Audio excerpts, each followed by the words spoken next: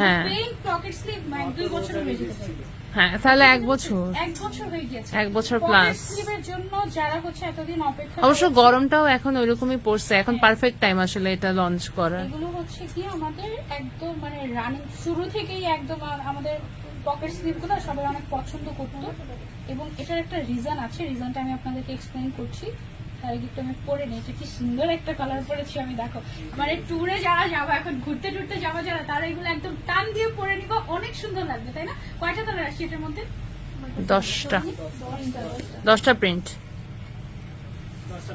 10টা প্রিন্ট আসছে। আচ্ছা বলি কেন আমাদের পকেট স্লিভ আবায়া সবাই পছন্দ করতো শুরু থেকে। হ্যাঁ, আমরা পকেট স্লিভ আবায়া বানানোর সময় কোনো ধরনের কোনো কিপটামি করি নাই। হ্যাঁ, অনেক সময় হয় কি কাপড় কম ইউজ করলে হাতটা এভাবে রাখলে হয় কি এদিক দিয়ে উঠে যায়।